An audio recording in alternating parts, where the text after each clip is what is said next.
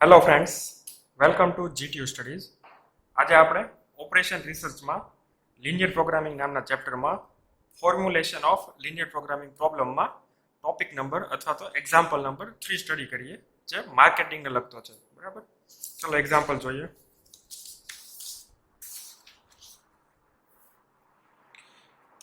Example number 3. Question જે છે એ થોડો લેન્ધી છે. પહેલા બરાબર ક્વેશ્ચનને સમજી લઈએ. જેટલો ક્વેશ્ચન સારી રીતે સમજશો એટલો જ આન્સર આપવો તમારા માટે ઈઝી થઈ જશે. An advertising company wishes to plan an advertising campaign in 3 different media. કયા મીડિયા છે? ટેલિવિઝન, રેડિયો અને મેગેઝિન. એક કંપની છે જેને ટેલિવિઝન, રેડિયો અને મેગેઝિનમાં એડ આપવી છે. The purpose of the advertising is to reach as many potential customers as possible. આપણો પર્પઝ શું છે અથવા તો ઓબ્જેક્ટિવ ફંક્શન શું થશે? To reach as many potential customers as possible, એટલે કે મેક્સિમમ પોટેન્શિયલ કસ્ટમર સુધી પહોંચવું. બરાબર. Following are the results of a market study that is given in the table. Table જે છે પાછળના પેજ પર આપણે લીધેલું છે. પહેલા બાકીની બીજી કન્ડિશન્સ જોઈ લઈએ. The company does not want to spend more than 8 lakh rupees on advertising. Advertising નું total budget છે એ 8 lakh rupees છે. It is further required that પહેલી condition, at least 20 lakh exposures take place among women. વુમનમાં 20 lakh exposure થવા જોઈએ, એટલે કે તમારી જે 20 લાખ એડ જે છે એ વુમન સુધી પહોંચવી જોઈએ. That is a requirement. Second is advertising on television limited to ₹5 lakh. ટેલિવિઝનનું બજેટ છે 5 લાખથી વધારે ના હોવું જોઈએ, 5 લાખ અથવા એના કરતાં ઓછું. Third condition, at least 3 advertising units to be bought on prime day and 2 units during prime time. તો ટેલિવિઝનમાં જે એડ આપો છો એમાં થોડા ઘણા અલગ અલગ સેગમેન્ટ્સ આપેલા હોય છે. જેમ કે સેટરડે અને સન્ડે વ્યુઅર્સ વધુ હોય તો એને પ્રાઇમ ડે કહેવામાં આવે છે. પછી ટેલિવિઝન પર મેક્સિમમ વ્યુઅર્સ છે એ રાત્રે 8:30 થી 11:30 ના ડ્યુરેશનમાં હોય છે. That is called prime time. તો એની રિક્વાયરમેન્ટ શું છે? 3 એડ છે એ પ્રાઇમ ડેમાં રાખવાની અને 2 યુનિટ છે એ પ્રાઇમ ટાઈમમાં રાખવાના. That is the requirement. એના પછી શું કહે છે ક્વેશ્ચનમાં આગળ? Condition number 4 is the number of advertising units on radio and magazine should each be between 5 and 10. એટલે રેડિયોમાં તમે જે એડ આપો છો અને મેગેઝિનમાં એડ આપો છો એનો યુનિટ છે 5 અને 10 ની વચ્ચે હોવો જોઈએ. Right? Formulate this problem as an LP model to maximize potential customer reach. અહીંયા ફરીવાર આપેલું છે LP પ્રોબ્લેમ છે એને ફોર્મ્યુલેટ કરો. ઓબ્જેક્ટિવ ફંક્શન છે મેક્સિમમ કસ્ટમર રીચ. બરાબર? હવે ટેબલ છે એને જોઈ લઈએ. ટેબલમાં જો તમને સૌથી પહેલા ટેલિવિઝન જે છે એમાં 2 ભાગ પાડ્યા છે, પ્રાઇમ ડે અને પ્રાઇમ ટાઈમ. એટલે 2 અલગ યુનિટ થઈ ગયા. એના પછી આવે છે રેડિયો અને એના પછી આવે છે મેગેઝિન. ચાર માટે તમને કંઈક ડેટા આપેલો છે. શું ડેટા છે? Cost of an advertising unit. તમે એક એડ યુનિટ આપો છો તો કેટલી કોસ્ટ આવે છે? ટેલિવિઝનમાં પ્રાઇમ ડેમાં 40,000 રૂપીસ આવે છે. બરાબર? ટેલિવિઝનમાં પ્રાઇમ ટાઈમમાં એડમાં 75,000 ની કોસ્ટ આવે છે. રેડિયોમાં 30,000, મેગેઝિનમાં 15,000. સાથે સાથે number of potential customers reach per unit. એક એડ આપો, એક યુનિટ આપો તો કેટલા કસ્ટમર સુધી પહોંચવામાં આવે છે? Television prime day 4 lakh, television prime time 9 lakh, radio 5 lakh, magazine 2 lakh. એ જ રીતે number of woman customers reach per unit. હવે આ જે 4 લાખ કસ્ટમર સુધી પહોંચે છે એમાંથી વુમન કસ્ટમર કેટલા છે? તો કે 3 લાખ. અહીંયા જે 9 લાખમાંથી વુમન કસ્ટમર છે 4 લાખ, 5 લાખમાંથી વુમન કસ્ટમર છે 2 લાખ, 2 લાખમાંથી વુમન કસ્ટમર છે 1 લાખ. બરાબર? That is the data given to you. આવો તમને કંઈક ડેટા આપેલો છે. આના પરથી આપણે લિનિયર પ્રોગ્રામિંગનું જે મોડેલ જે છે એ ફોર્મ્યુલેટ કરવાનું છે. બરાબર? આપણે હવે પ્રોબ્લેમ સ્ટાર્ટ કરીએ. સૌથી પહેલા તો what is your objective function? તમારે શું ડિસિઝન લેવાનો છે, શું ડિસાઇડ કરવાનો છે, એ આપણું સ્ટેપ નંબર 1 થશે. બરાબર? તો અહીંયા લખું છું સ્ટેપ 1, ડિસાઇડ ડિસિઝન વેરિયેબલ. બરાબર? ઓબ્જેક્ટિવ ફંક્શન માટે આપણે સૌથી પહેલા x1, x2, x3 એ જે બધા ડિસિઝન વેરિયેબલ છે કોને કહેવાય? ડિસાઇડ કરવાનું છે અથવા તો આઈડેન્ટિફાઈ કરવાના છે. આઈડેન્ટિફાઈ ડિસિઝન વેરિયેબલ એ આપણું પહેલું સ્ટેપ છે. તમારે નક્કી શું કરવાનું છે? તો કે ટીવીમાં કેટલી એડ આપવી, રેડિયોમાં કેટલી એડ આપવી અને મેગેઝિનમાં કેટલી એડ આપવી. બરાબર? તો એ આપણા માટે ડિસિઝન વેરિયેબલ થશે. બટ અહીંયા ટીવીમાં એડ માટે તમારી પાસે 2 ઓપ્શન છે, પ્રાઇમ ડે અને પ્રાઇમ ટાઈમ. તો ટોટલ આપણા ડિસિઝન વેરિયેબલ 4 થશે. 4 4 કયા કયા થશે?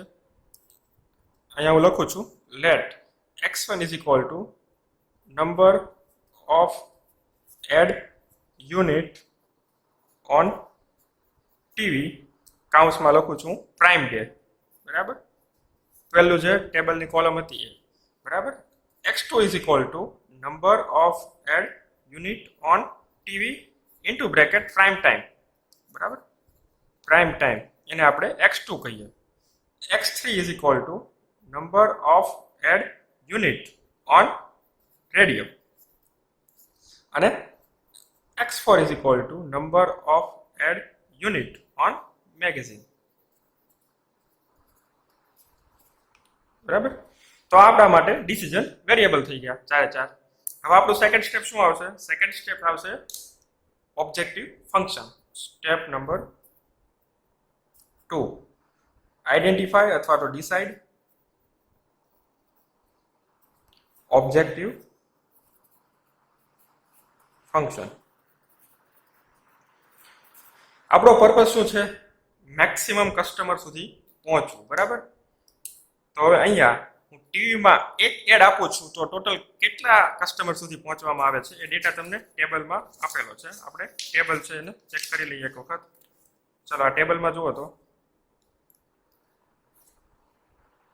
ટીવીમાં પ્રાઇમ ડે પર એક એડ આપીએ તો 4 લાખ કસ્ટમર સુધી પહોંચાય છે. આપણે પ્રાઇમ ડેમાં કેટલી એડ આપીએ છીએ? x1. તો કેટલા કસ્ટમર સુધી પહોંચાશે? 4 lakh multiplied by x1. 4 lakh multiplied by x1. 4 lakh multiplied by x1. એ જ રીતે પ્રાઇમ ટાઈમમાં હું એક એડ આપું છું તો કેટલા કસ્ટમર સુધી પહોંચાય છે? પ્રાઇમ ટાઈમમાં એક એડમાં આપણે 9 લાખ કસ્ટમર સુધી પહોંચાય છે અને એવી આપણે કેટલી એડ આપીએ છીએ? x2 જેટલી. તો ટોટલ જે કસ્ટમર થશે એ થશે 9 લાખ ઇન્ટુ x2. પ્લસ એ જ રીતે રેડિયો અને મેગેઝિનની એડ અને x3 અને x4 વડે મલ્ટીપ્લાય કરીએ તો રેડિયોની રીત છે 5 લાખ છે, મેગેઝિનની છે 2 લાખ છે. તો અહીંયા આવશે 5 lakh x3 plus 2 lakh x4, બરાબર. આ શું થઈ ગયું? આપણું objective function z is equal two આટલા કસ્ટમર સુધી આપણે પહોંચવાનું છે અને આ છે એને આપણે મેક્સિમાઇઝ કરવાના છે, બરાબર. maximize z is equal to this equation. That is our objective function. અને હવે આપણને કન્સ્ટ્રેન્ટ કેટલા આપેલા છે, બરાબર, એ આપણે ચેક કરી લઈએ. સ્ટેપ નંબર 3 એ હું લખું છું આઈડેન્ટિફાય કન્સ્ટ્રેન્ટ.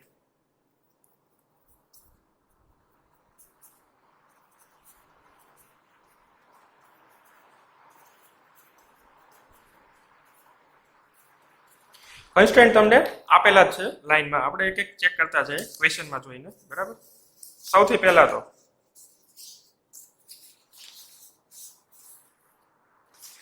અહીંયા તમને કીધેલું છે the company does not want to spend more than 8 lakh rupees on advertising. Advertising નું જે ટોટલ બજેટ છે આપણે કેટલું છે? 8 લાખનું.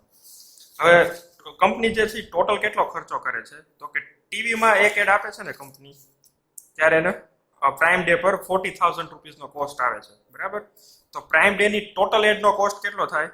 પ્રાઇમ ડે ની ટોટલ એડનો કોસ્ટ થશે 40,000 મલ્ટીપ્લાઇડ બાય x1. એ જ રીતે પ્રાઇમ ટાઈમની ટોટલ એડનો કોસ્ટ થશે, પ્રાઇમ ટાઈમમાં જે કોસ્ટ હતી એ કેટલી હતી? Okay, that was 75,000. તો એનો જે ટોટલ કોસ્ટ જે છે એ કેટલો થશે? 75,000 મલ્ટીપ્લાઇડ બાય x2. એ જ રીતે રેડિયોમાં થશે 30,000 મલ્ટીપ્લાઇડ બાય x3. મેગેઝિનનો થશે 15,000 મલ્ટીપ્લાઇડ બાય x4. આ જે છે એ ટોટલ કોસ્ટ થશે. ટોટલ કોસ્ટ કેટલી હોવી જોઈએ? તો કે મેક્સિમમ બજેટ આપણું છે 8 લાખ રૂપીસ. તો આ ચારેયનો સરવાળો છે એ less than or equal to 8 lakh થવો જોઈએ, બરાબર. તમે આ ઇક્વેશનમાંથી બે બાજુ જે 0 કેન્સલ થતા હોય એને રિમૂવ પણ કરી શકો. અહીંયા 3 0 અને આ બધામાં 3 0 આવે છે અને અહીંયાથી 3 0 એને તમે રિમૂવ કરીને ઇક્વેશન લખી શકો, બરાબર. એ પણ ચાલે. અત્યારે હું 0 રિમૂવ નથી કરતો. આપણે જે કન્ડિશન છે આપણે 1 બાય 1 લખતા જઈએ છીએ. 0 રિમૂવ છે પછી છેલ્લા સ્ટેપમાં આપણે કરી દઈશું. બરાબર.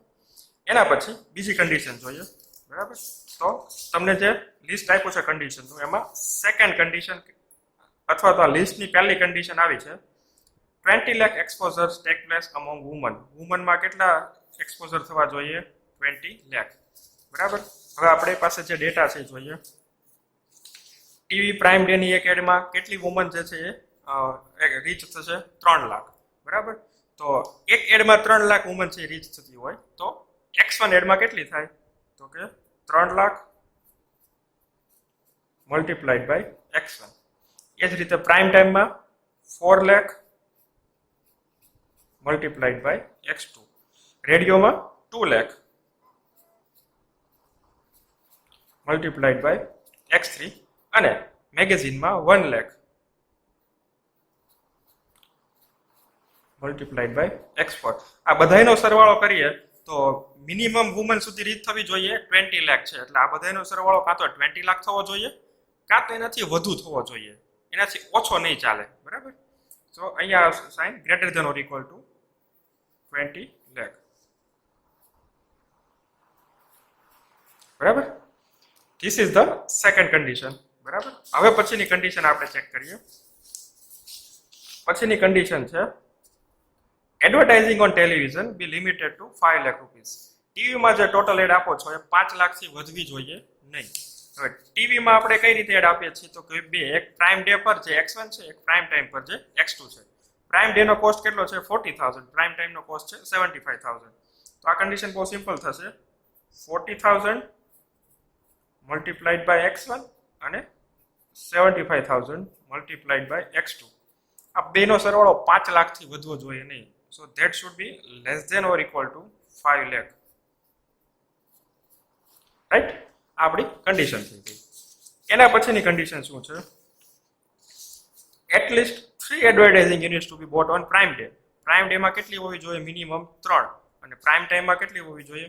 2. બરાબર. તો પ્રાઇમ ડે ની એડવર્ટાઇઝ જે છે એ મિનિમમ 3 હોવી જોઈએ અથવા તો 3 થી વધારે. પ્રાઇમ ડે ની એડ છે X1, તો X1 જે છે એ 3 અથવા તો એનાથી વધારે અને X2 જે છે એ 2 અથવા તો એનાથી વધારે હોવો જોઈએ. આ આપણી પછીની બે કન્ડિશન થઈ ગઈ. બરાબર. એના પછી જોઈએ, એના પછીની કન્ડિશન જે છે એ આ છે. The number of advertising units on radio and magazine should be between 5 and 10. Radio અને મેગેઝિન છે એટલે X3 અને X4 છે 5 અને 10 ની વચ્ચે હોવા જોઈએ. 5 અને 10 ની વચ્ચે હોવા જોઈએ એટલે તમે એને સિમ્પલી આ રીતે પણ લખી શકો કે X3 જે છે બરાબર એ 5 અને 10 ની વચ્ચે એટલે આ રીતના લખી શકાય. X4 જે છે એ પણ 5 અને 10 ની વચ્ચે એટલે આ રીતના આપણે લખી શકીએ. બરાબર. બટ જો આને આપણે એક ઇક્વેશનમાં કન્વર્ટ કરીએ તો ઇક્વેશન થશે X3 should be greater than 5 and X3 should be less than or equal to 10. X4 માટે પણ greater than or equal to 5, less than or equal to 10. તો આ જે છે આપણા કન્સ્ટ્રેન્ટ થઈ ગયા. હવે આખો પ્રોબ્લેમ છે અને હું એક પેજમાં સિમ્પલી ફાઇનલ મારે લખવો હોય તો કઈ રીતે લખી શકાય તમને લખીને બતાવું છું. બરાબર. સો તમારો ફાઇનલ આન્સર છે આ રીતે થશે. બરાબર. maximize z is equal to 4 lakh X1 plus 9 lakh X2 plus 5 lakh X3 plus 2 lakh X4 subjected to these are the constraints. બરાબર. પહેલું જે કન્સ્ટ્રેન્ટ છે 8 લાખ વાળું એ ટોટલ કોસ્ટને લગતું છે. બીજું લેખ છે 20 લાખ વાળું જે ટોટલ એક્સપોઝર ટુ વુમન વાળું છે. એના પછીનું જે એક્સપોઝર છે 40 લાખ ના જે છે 5 લાખની ટીવીની લિમિટ છે. ટીવીનું બજેટ 5 લાખ કરતા વધારે હોવું જોઈએ નહીં. બરાબર. એના પછી આપણે જોઈએ તો X1 ની લિમિટેશન છે મિનિમમ છે પ્રાઇમ ડે ની એડ છે 3 થી વધારે, પ્રાઇમ ટાઈમ ની એડ છે 2 થી વધારે, પછી X3 છે એટલે કે રેડિયો ની એડ છે 5 થી 10 ની વચ્ચે, પછી મેગેઝિન ની એડ જે છે 5 થી 10 ની વચ્ચે હોવી જોઈએ. સોરી અહીંયા 4 આવશે. બરાબર. અને છેલ્લી આપણી જે ડિફોલ્ટ કન્ડિશન છે X1, X2, X3, X4 must be greater than or equal to 0 જે નોન નેગેટિવિટી દર્શાવે છે. So that is all about the problem on marketing. Okay.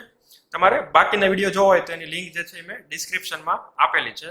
બને એટલા જે આ રીતના પ્રોબ્લેમ હોય છે એની તમે પ્રેક્ટિસ કરો તો એક્ઝામમાં લગભગ દરેક જાતના ન્યુમેરિકલ જે છે અથવા તો આ રીતના જે ફોર્મ્યુલેશનના પ્રોબ્લેમ છે તમે સોલ્વ કરી શકશો. બરાબર. Thanks for watching this video.